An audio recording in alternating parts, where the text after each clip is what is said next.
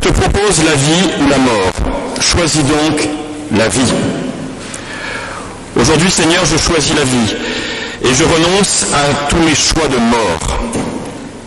Avec ta grâce, je choisis de ne pas me laisser entraîner dans la tristesse, le découragement, la dépression. Je choisis de ne pas jouer la victime. Il n'est pas vrai que je suis condamné à échouer sans cesse dans mes projets. Aujourd'hui est un jour nouveau où avec toi, tout peut commencer. Toi, Seigneur, tu me donnes toujours une nouvelle chance. Avec l'apôtre Paul, je demande que le Dieu de l'espérance me comble de joie et de paix dans la foi, afin que je déborde d'espérance par la puissance de l'Esprit. Avec ta grâce, je choisis de renoncer au jugement négatif sur mes frères et sœurs, de renoncer à toute forme de malédiction et d'adopter plutôt à leur égard la bénédiction. Change mon regard sur les frères et sœurs qu'il m'est difficile parfois d'aimer. Inspire-moi la parole, les gestes, les attitudes qui les appelleront à la vie. Pour cela, je compte sur toi, Jésus, et je m'appuie sur ta parole. Je suis venu pour que vous ayez la vie et que vous l'ayez en abondance. Fais de moi, aujourd'hui, un vivant. Amen. Et je vous invite à poursuivre cette louange par le chant du 43-14, strophe 1, 2, 3, du 43-14.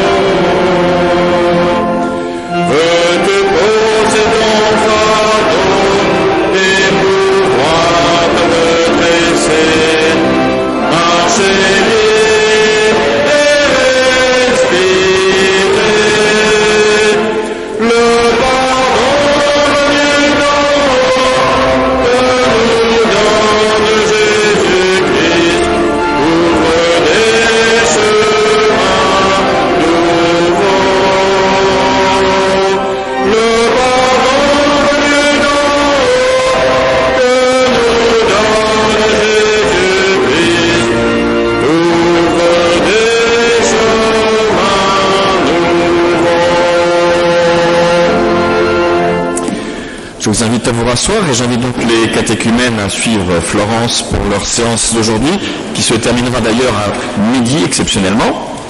Et puis bien sûr les enfants de la découverte biblique, et eux ça se terminera exceptionnellement à 14h. Donc on inverse les horaires.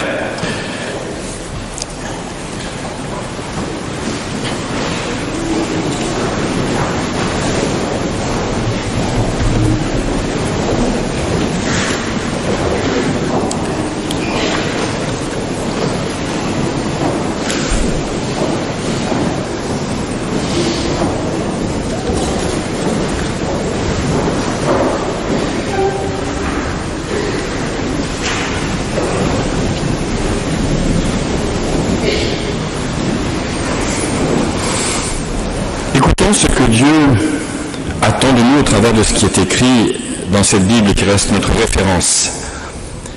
Mettez la parole en pratique. Ne vous contentez pas de l'écouter, vous vous abuseriez. Celui qui écoute la parole sans la pratiquer ressemble à un homme qui s'observe dans un miroir et puis s'en va et oublie comment il était.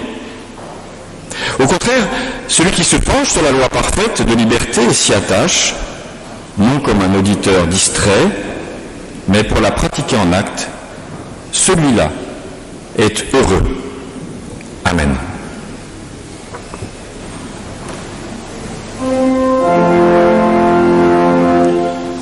C'est vers toi que je me tourne, je veux marcher dans tes voies, j'élève mes mains pour te rencontrer, mon cœur désire te chanter.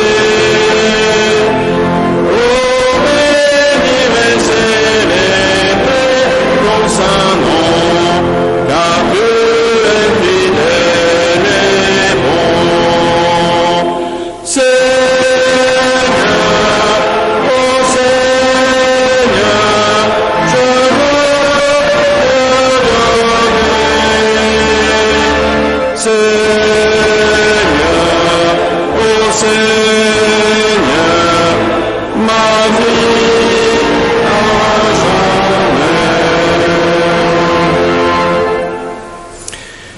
Et dans notre prière, nous sommes invités à reconnaître notre condition d'hommes et de femmes fragiles, c'est-à-dire pécheurs.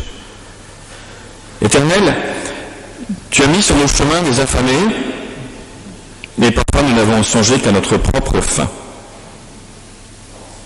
Tu as mis sur nos chemins des assoiffés de tendresse, et nous sommes parfois restés attentifs au seul battement de nos cœurs. Tu as mis sur nos chemins des frères et des sœurs à consoler, et nous n'avons pleuré que sur nous-mêmes. Tu as mis sur nos chemins des petits, des fragiles à soutenir, et nous n'avons porté que nos propres fardeaux. Tu as mis sur nos chemins tous les sanglots du monde, et nous n'avons pensé qu'à nos succès et à nos joies. Éternel, pardonne-nous, mais nous savons que tu nous aimes tels que nous sommes, et non pas tels que nous voudrions peut-être nous montrer. Mais donne-nous de pouvoir offrir désormais le pain, l'espérance et la joie à celles et ceux qui croiseront nos chemins. Amen.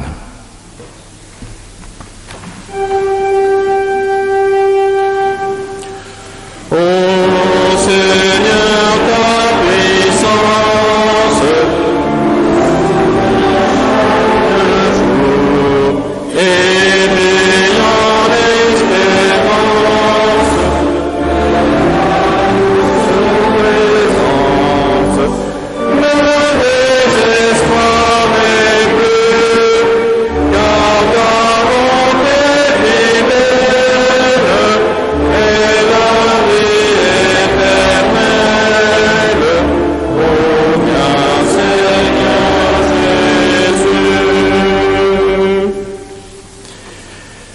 Le salut ne vient pas de notre propre mérite, c'est un don de Dieu. Il ne vient pas de nos œuvres humaines, car personne ne saurait se glorifier de ses propres actes. C'est par la grâce que nous sommes sauvés, c'est-à-dire que nous sommes renouvelés profondément dans notre intimité, mais sans poser de conditions.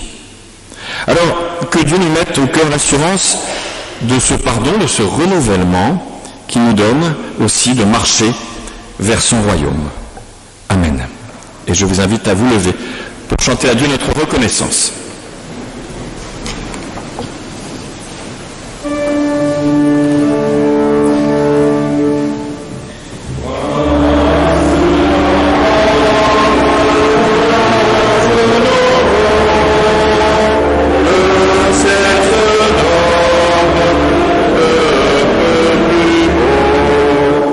Jésus s'appelle,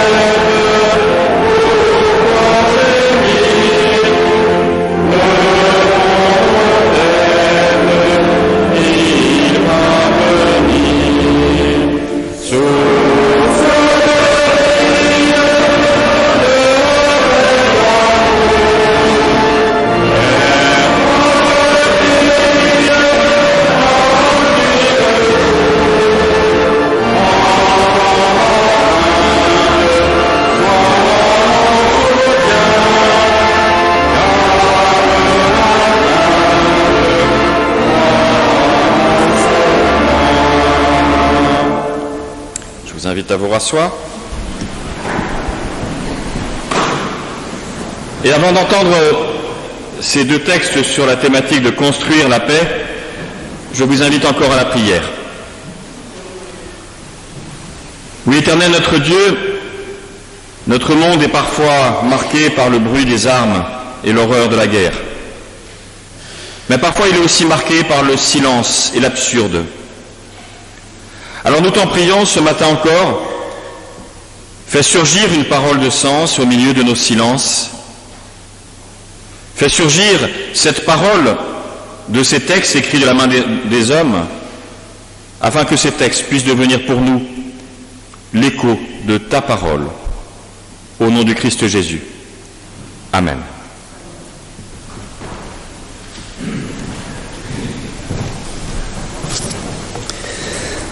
La première lecture est tirée du livre d'Amos au chapitre 5, les versets 1 à 4.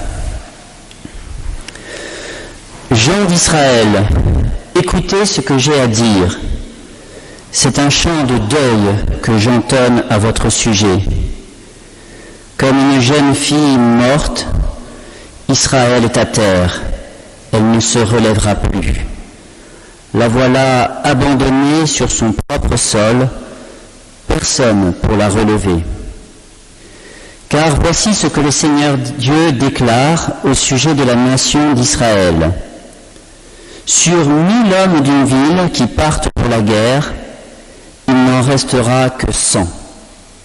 Sur 100 hommes d'un village, il n'en restera que 10. Voici ce que déclare le Seigneur à la nation d'Israël. Si vous voulez rester en vie, c'est moi que vous devez consulter. Puis dans l'évangile de Luc, au chapitre 12, les versets 22 à 32.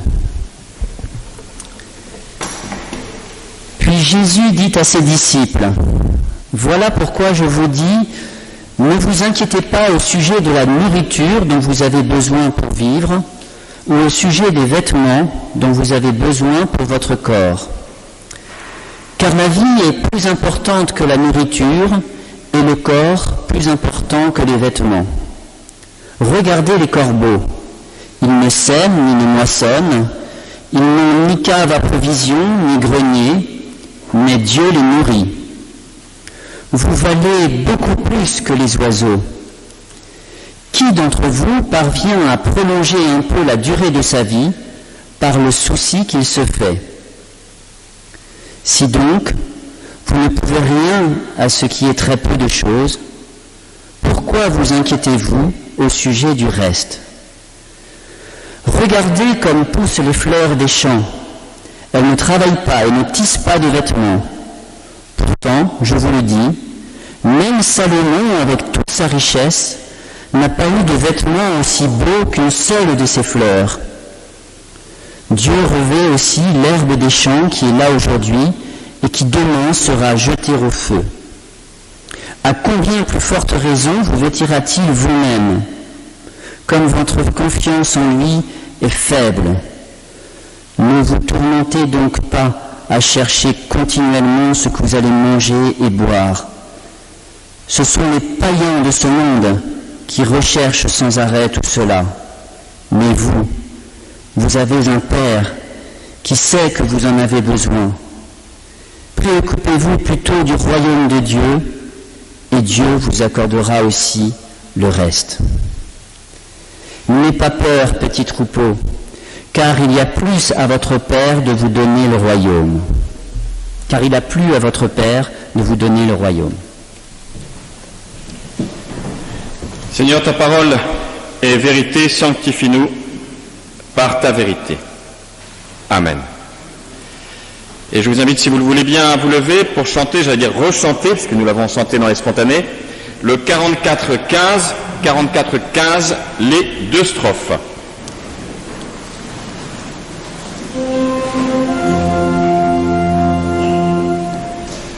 C'est vers toi que je me tourne, je veux marcher dans tes voies,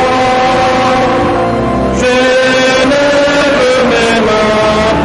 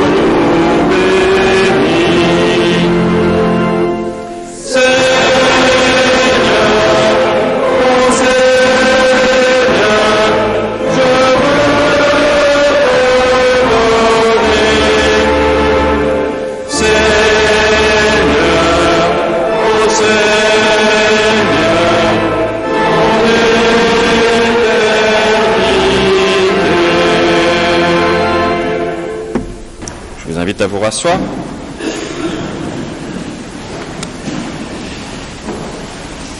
Il y a 15 jours, pour le culte de la Réformation, je prêchais sur le texte de la guérison de l'aveugle Bartimée, que nous avons d'ailleurs réévoqué hier soir.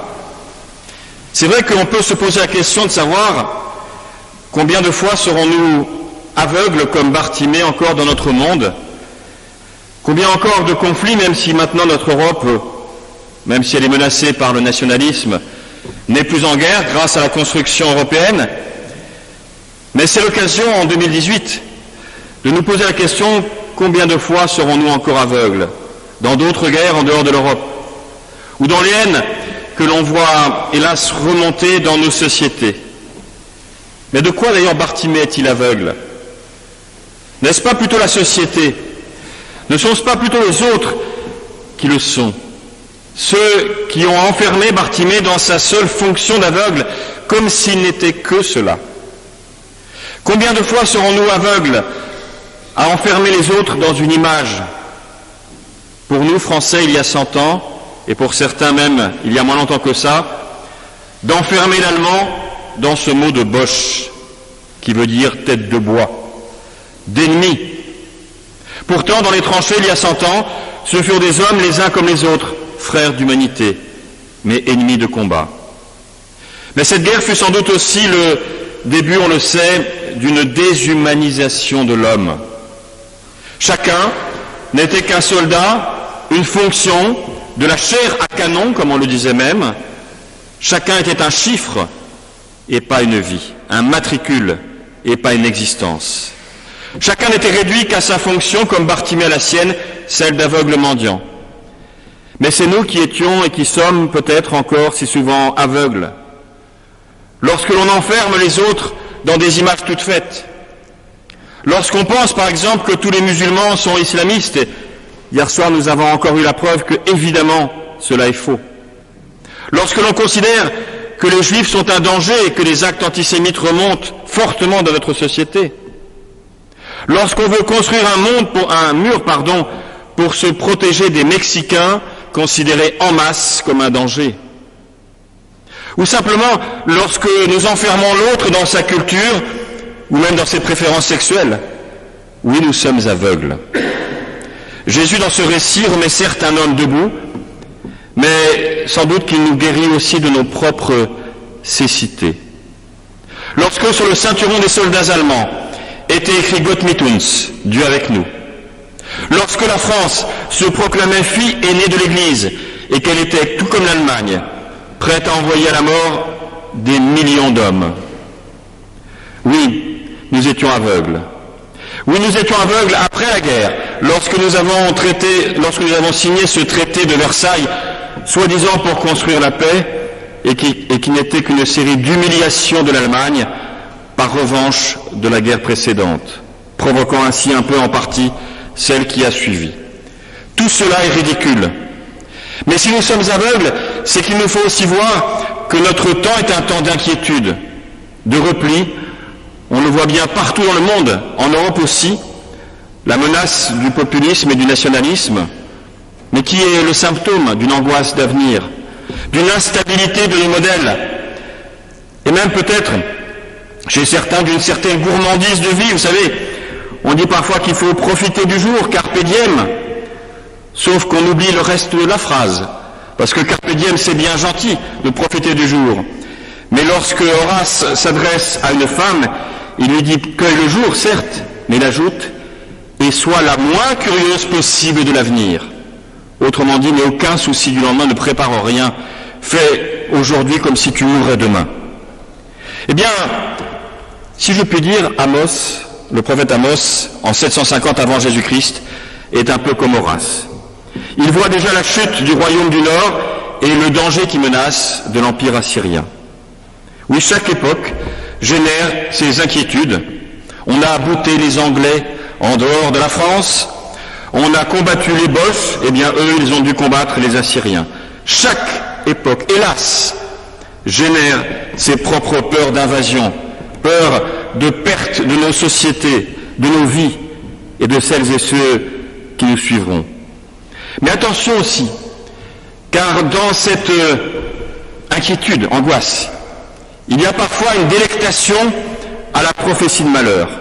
Vous savez, c'est ce même mécanisme qui consiste à être un peu voyeur de temps en temps et à être attiré, qu'on le veuille ou non, par la souffrance. On le sait par exemple dans les accidents de la route où il y a souvent des accidents de l'autre côté parce que les gens ralentissent ou s'arrêtent pour regarder, mais notre regard est attiré par cela. Et on sait bien que la corrida, dans sa cruauté aussi, utilise ce voyeurisme de la mort. Mais dans le cas d'Amos, il y a aussi une peur quand même objective, un danger définissable. Aujourd'hui, on sent bien que c'est plus compliqué. Si on faisait, si je peux dire, un tour de table ou un tour de temple, sur savoir quelles sont nos inquiétudes, il y en aurait beaucoup et sans doute dites très différentes les unes des autres. Des peurs diffuses qui génèrent de l'inquiétude. Alors que faire face à nos inquiétudes? Entendre Jésus qui nous invite à une non-inquiétude avec ces oiseaux du ciel, une sorte de carpe diem avant l'heure, mais de joli carpe diem, effectivement, et non pas de carpe diem du désespoir. Cette notion a été reprise souvent dans une formulation classique de dire que le royaume viendra. Mais dire que le royaume viendra, c'est aussi parfois une manière de dire que consolez-vous aujourd'hui et surtout ne réclamez pas trop. Or, le christianisme, je le crois, est une religion de l'engagement et, oserais-je dire, du combat, mais pas du combat armé, mais du combat pour la paix, de la construction de la paix. J'ai l'habitude de dire aux catéchumènes, je leur montre un crucifix d'un côté, même si c'est vrai que les réformés ont des croix vides, mais je leur montre un crucifix et un Bouddha.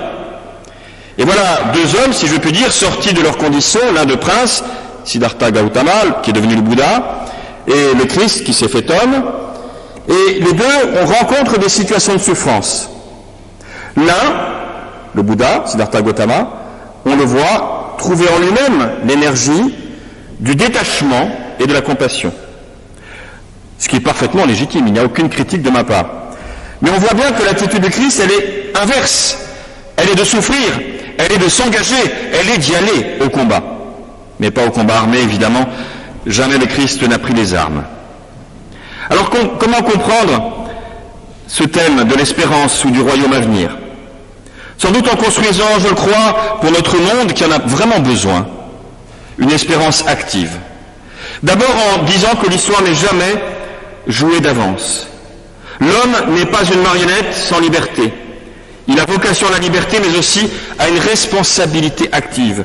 Oui, nous pouvons, nous devons modifier parfois le cours de l'histoire. Il nous faut dire aussi que le monde ne cesse et ne cessera de se transformer comme nos existences personnelles ne cessent d'évoluer entre le chaos et la recréation. Il nous faut toujours, je crois, trouver cette forme de transformation créatrice. Mais comment aussi alors, tout cela est bien facile à dire, comment combattre tous nos découragements? Comment faire face à l'ampleur de cette tâche avec, c'est vrai, nos faibles moyens? On peut essayer de persuader, mais que sont nos mots face à un ressenti profond, face à une méfiance qui monte, qui se transforme peu à peu en défiance et qui se transforme peu à peu en haine de l'autre? Comment faire face aux souffrances multiples qui réduisent nos identités justement à nos fonctions de souffrance? Comment faire cela? L'autre n'est pas aveugle, ou boche, ou musulman, ou juif. L'autre est un autre, comme moi je suis un autre pour lui. Il y a aussi parfois la tentation de forme de passivité, de vaine consolation, de dire, ne vous inquiétez pas, ça ira mieux demain. Mais demain, ça ne va pas toujours mieux. Il y a aussi parfois des discours de culpabilisation, où on essaye de trouver ce que l'on aurait fait au bon Dieu pour mériter cela. Il y a un travail, et je le dis souvent, sur nos langages, sur nos convictions. Mais je voudrais terminer plutôt en allant puiser ailleurs que dans la Bible, comme complément, chez un philosophe que j'aime particulièrement, Aristote, qui distingue deux types d'inquiétude. La première, dit-il, c'est la panique du lendemain. L'inquiétude, qu'est-ce qui va se passer demain? Mais cette inquiétude, il la décrit comme tournée vers nous-mêmes. Alors que justement dans l'Évangile, on dit ne vous inquiétez pas de ce que vous mangerez, ni de vos vêtements. C'est vide, cette inquiétude est vide d'une vision d'avenir alors on remplit par du cataclysme, par du découragement, par des prophéties de malheur, par du désespoir. Et on voit bien en politique la récupération de ces peurs paniques, de ces peurs légitimes qui deviennent des angoisses. Et puis, nous dit Aristote, comme complément de l'Évangile peut-être, il parle d'une inquiétude altruiste.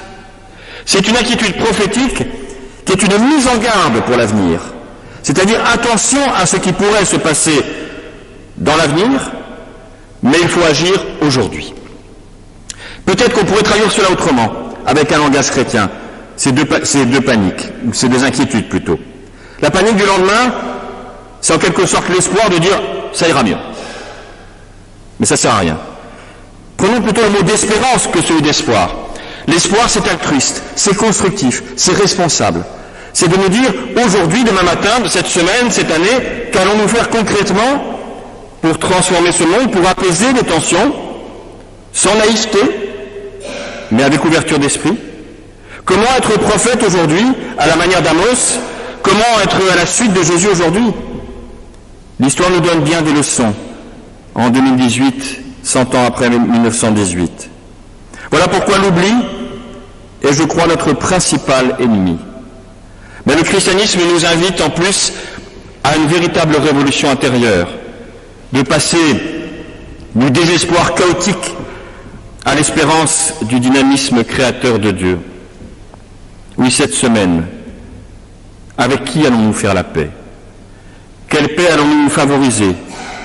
Déjà en nous, être en paix avec soi-même. Autour de vous, avec vos proches, vos relations, quelle paix construire? Et comment, au-delà, comme Église, et c'est nous tous qui sommes concernés, devons-nous, pouvons-nous être témoins de paix, pour qu'effectivement on puisse dire un jour d'une guerre que ce sera bel et bien la der des der. Amen.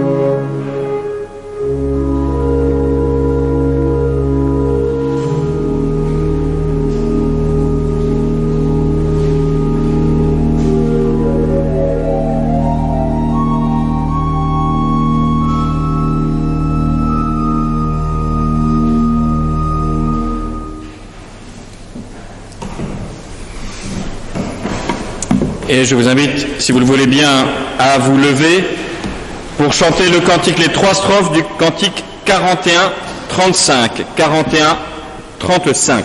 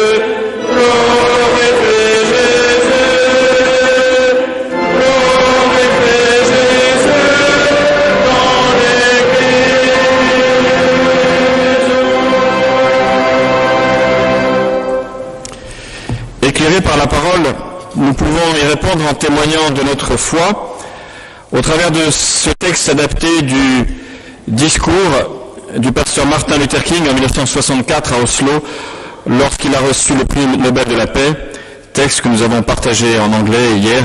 Je vous le propose en français aujourd'hui.